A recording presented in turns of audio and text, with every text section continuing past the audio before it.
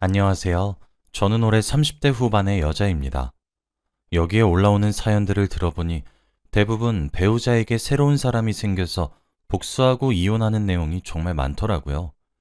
저는 그런 사람들과 조금 다르게 제가 그 복수를 당했다고 할 수 있습니다.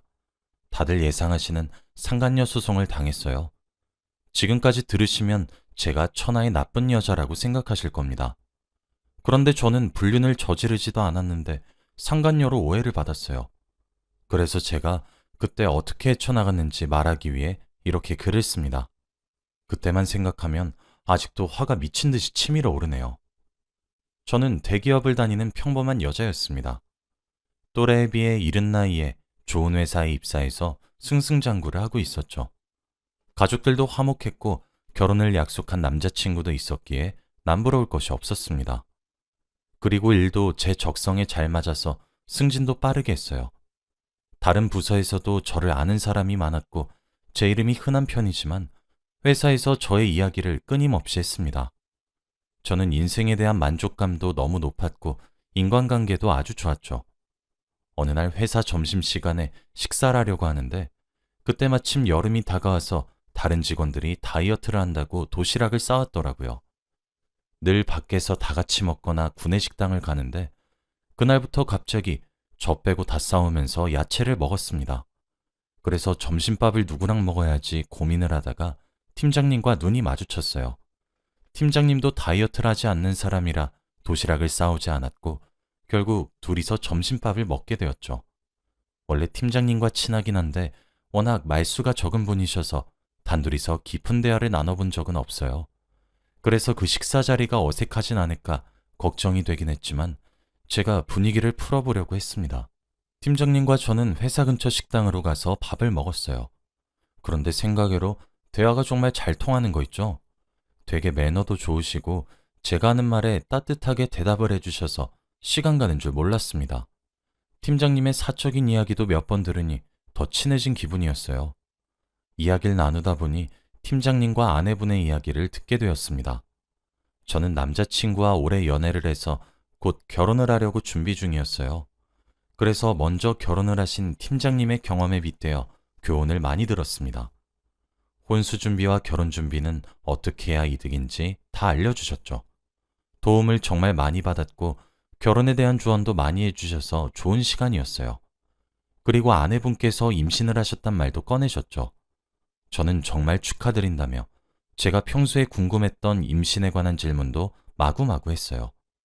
저희 질문에도 팀장님은 싫은 내색 하나 없이 정성스레 다 답변을 해주었고 이야기를 나누어 보니 농담도 잘하시고 되게 유머러스 하시더라고요. 그래서 정말 많이 웃었고 점심시간이 다 끝나가는 줄도 몰랐습니다. 그날부터 다른 팀원들이 식당을 가지 않으니까 저와 팀장님은 자연스레 매일 점심을 같이 먹게 되었죠. 정말 대화가 잘 통했고 친구처럼 떠들다가 점심시간이 다 간 것 같아요. 저도 남자친구한테 팀장님에게 들었던 결혼에 대한 정보를 다 말해주었고 저희는 진지하게 결혼 준비를 본격적으로 하기 시작했습니다.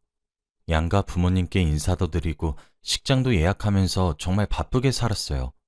준비하는 과정에서도 경험자에게 물어보고 싶었던 것을 점심시간에 팀장님께 물어보았죠. 사적인 연락은 일절하지 않았고 팀장님과 이야기를 나눈 건 점심시간 뿐이었습니다. 확실히 결혼을 한번 해봤던 분이셔서 그런지 척척 박사더라고요. 부모님 선물은 어떤 거라고 혼수는 어떤 거라는 게 좋은지 이런 사소한 정보들을 얻게 되니까 되게 도움이 많이 되었습니다. 그리고 팀장님의 말을 듣고 그대로 실천하면 전부 다 긍정적인 반응이셨죠. 그래서 제가 점심밥을 많이 사기도 했고 고맙단 말도 정말 많이 했습니다. 그렇게 저희의 결혼은 점점 더 가까워지고 있었어요. 팀원들도 저의 결혼을 기대하고 있었고 결혼식 날짜는 언제고 신혼집은 어디냐며 이것저것 물어봤죠. 저희는 결혼을 한 달 정도 남겨놓고 있었고 너무 기대가 되어서 매일 잠도 잘 못 잤습니다. 그런데 어느 날 갑자기 저희 집으로 우편물 하나가 왔어요. 그 우편물을 열어보는데 저는 너무 당황스러웠습니다. 왜냐하면 바로 상간녀 소송을 당했단 내용이었거든요. 다른 집에 가야 하는 게 저한테 왔나 싶었지만 주소를 확인해도 저희 집이었고 이름도 저였습니다. 저는 다른 남자를 만나고 있지도 않은데 고소를 당하니 너무 억울했죠. 그래서 남자친구한테 말해주었습니다. 남자친구도 당황해하면서 이게 어떻게 된 거냐고 했고 시간이 지날수록 저를 의심하는 것 같았죠. 그리고 제 휴대폰을 뒤지기 시작하면서 정말 남자가 없는 거 맞냐고 물었습니다. 그 당시에는 남자친구한테 실망을 많이 했지만 저 같아도 남자친구에게 똑같은 일이 생기면 휴대폰을 뒤지면서 의심을 할 것 같아요. 제 휴대폰을 뒤져도 나오는 게 없으니 남자친구는 답답해하는 것 같았습니다. 제가 아니라고 몇 번이나 말해도 믿지 않았죠. 너무 억울했고 당장이라도 저를 소송한 사람을 찾아가고 싶었지만 아무런 정보가 없었으니 할 수가 없었어요. 태어나서 고소를 당해본 게 처음인데 그걸 상간녀 소송으로 당하니 너무 무서웠습니다. 남자친구도 혼란스러워했고 저희는 어떻게 해야 하나 고민을 하다가 변호사를 찾아가 보기로 했어요.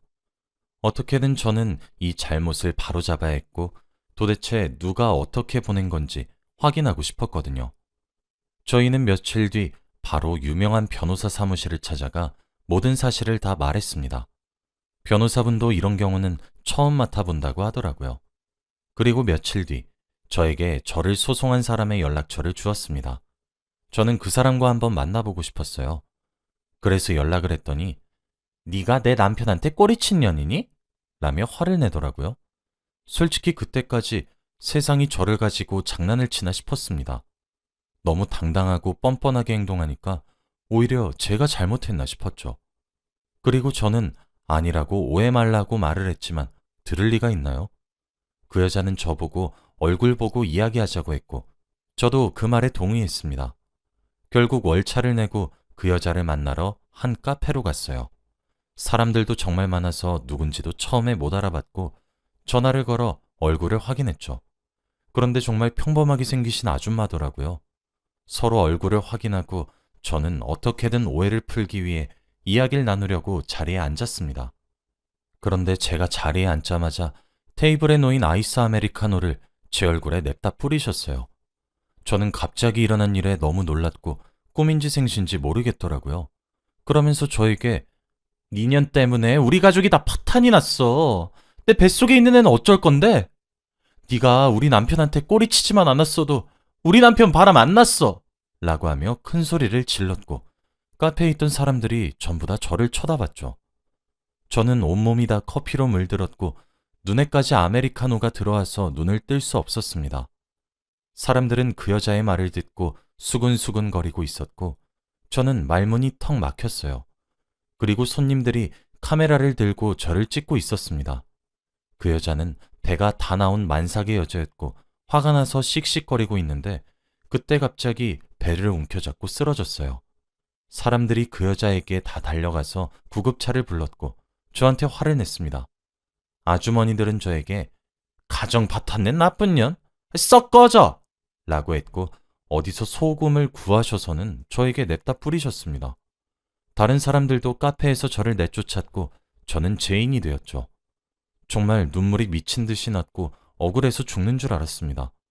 저는 아니라고 불륜 안 저질렀다고 말 한마디도 못해보고 쫓겨났어요. 아무 말도 하지 못한 제가 너무 한심했고 답답했습니다. 그리고 제 연락처는 어떻게 알았는지 전화와 문자가 계속 오더라고요. 아기 사진까지 보내면서 잘 봐. 너 하나 때문에 아빠 없는 아이로 자라게 될 우리 딸이야. 라고 하며 문자를 보냈고 저는 어떻게 해야 할지 감이 잡히지 않았죠. 그리고 제 카톡 프로필 사진을 보고 곧 결혼을 한다는 것을 알았는지 결혼식에 와서 깽판을 칠 거고 저희 친정 부모님과 시댁에도 다 알릴 거래요. 저는 그 말을 듣고 정말 소름 돋았습니다. 제가 계속해서 전화도 하고 문자도 남겼어요. 오해라고 제가 절대 아니라고 말이죠. 그런데도 계속 똑같은 말만 반복하시니까 제가 할 말이 없더라고요. 저는 이 일 때문에 스트레스가 너무 쌓여서 일에 집중이 안 됐고 결혼 준비도 너무 벅찼어요. 남자친구는 상황이 종료가 안 되니까 저보다 더 심각했죠. 변호사님도 방법을 알아보고 있다는 말만 하셨습니다. 그리고 회사 일에 집중을 못하니 팀장님께서 요즘 무슨 일이 있냐고 하시더라고요. 둘이서 같이 점심 식사를 해도 밥을 잘 먹지도 못하고 머릿속에는 소송만 생각나니까 팀장님과 대화도 잘 못하게 되었습니다. 확실히 예전과 모습이 다른 저를 보면서 팀장님이 많이 물어보셨어요. 분위기를 전환하려고 자기 이야기도 많이 하셨죠. 제가 말을 안 하니까 팀장님의 사적인 이야기를 구구절절 하시기 시작하는데 드디어 아내가 출산을 했다고 합니다. 너무 사랑스러운 딸을 낳았대요. 그래서 너무 축하한다고 말씀드렸더니 팀장님은 딸 바보이신지 저에게 자신의 딸 사진을 보여주더군요. 저는 무의식 중에 팀장님이 보여준 사진을 보았는데 정말 낯이 익었습니다. 왠지 한번 본 것 같은 아이였죠.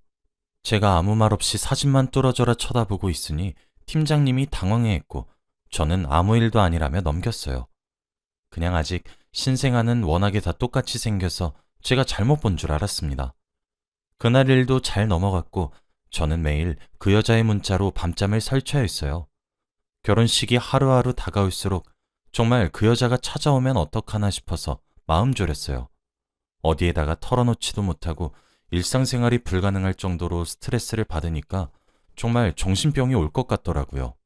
남자친구는 결혼을 보류해야 하는 거 아니냐고 그랬고 저는 제 잘못도 아닌데 왜 그래야 하냐며 결혼을 하자고 했어요.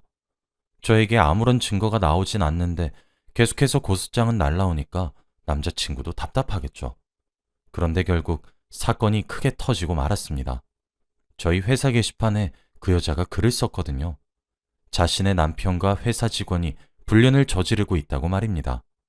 익명으로 쓰고 이름은 초성으로 되어 있지만 누가 봐도 저와 팀장님 이름이었습니다. 그리고 최근 들어서 팀장님과 제가 점심 식사를 같이 하니까 더 의심하기 쉬웠죠. 저와 팀장님이 밥을 먹고 있는 사진을 누가 몰래 찍어서 얼굴만 모자이크하고 게시판에 올렸습니다. 출근을 하자마자 회사는 난리가 났고 저는 저에게 문자를 보내며 협박을 하던 여자가 팀장님의 아내분인 것을 알고 소스라치게 놀랐어요. 그래서 제가 팀장님의 딸 사진을 보고 되게 어디서 많이 본 것처럼 느꼈던 거죠. 솔직히 제 이름이 많이 흔한 이름이고 회사에서 제 이름과 동명이인이 정말 많습니다. 그런데 다들 팀장님과 같은 부서라고 해서 다 저를 의심했고 이렇게 증거 사진까지 있으니 거의 확정인 분위기였죠. 팀장님은 저에게 미안하다고 했지만 저도 화가 많이 났어요. 도대체 제가 무슨 잘못을 지었길래 한순간에 불륜녀가 되어야 하나요? 회사 사람들은 저와 팀장님을 보고 수군거렸고 회사 내에서 엘리트 이미지였던 저는 한순간에 가정을 파탄낸 천하의 나쁜 년이 되었습니다. 정말 울고 싶었고 당장 회사를 뛰쳐나가고 싶었지만 여기서 나가게 되면 제가 정말로 불륜을 저지르는 사람이 되기 때문에 꾹 참았죠. 그리고 팀장님은 저와 그런 사이가 아니면서 적극적으로 해명하지도 않았습니다. 제가 팀장님에게 개인적으로 말을 해도 말을 아끼셨고 주위의 시선 때문에 오래 대화도 못했어요. 너무 답답하고 아니라고도 말을 하지 않는 팀장님의 마음을 이해할 수 없었죠. 그리고 그날 후 팀장님의 아내분이 회사로 찾아왔습니다. 저희 부서로 찾아와서 오만행패를 부리셨어요. 물건을 집어던지고 쌍욕을 하면서 제 머리채도 잡았습니다. 그러면서 야, 네가 이래도 내 남편 불륜녀가 아니야? 이렇게 떡하니 같은 부서인데? 오늘 너 죽고 나 죽자. 당장 이 회사 사장 데려와. 라고 하며 난리를 피웠죠. 저는 머리채까지 잡혔고 팀장님이 상황을 정리했습니다. 난리가 난 곳에 사람들이 잔뜩 몰렸고 결국 사장님이 오셨죠. 그리고 아내분은 사장님한테 저와 팀장님을 해고시키라고 했습니다. 이런 사람들은 회사에서 일을 하면 안 된다고 말이죠. 저는 아무 죄도 없이 한순간에 잘릴 위기에 처해 있었고 계속 아니라는 말만 반복했습니다. 너무 억울하고 답답해서 눈물까지 났어요. 그런데 거기서 팀장님은 충격적인 말을 하셨어요. 여보, 이 사람 아니야. 아내분은 그게 무슨 말이냐며 당황해했고 팀장님은 한숨을 푹 쉬다가 진실을 다 말씀하셨죠. 우리 부서 김민영이 아니라 다른 부서 김민영이야. 알고 보니 팀장님과 정말 불륜을 저지르고 있던 사람은 바로 저희 옆부서 여자였습니다.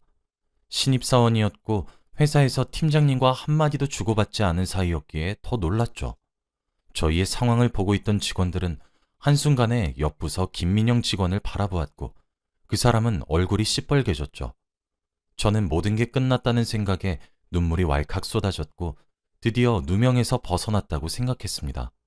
아내분은 어찌할 바를 몰랐고 저는 순간 화가 미친 듯이 났죠. 아내분은 저한테 미안하다며 사과를 했지만 저는 용서하지 않았습니다. 제가 아무리 아니라고 해도 믿지 않았고 말도 안 되는 말로 사람 인생을 망쳐놨으니 벌을 받아야 한다고 생각했어요.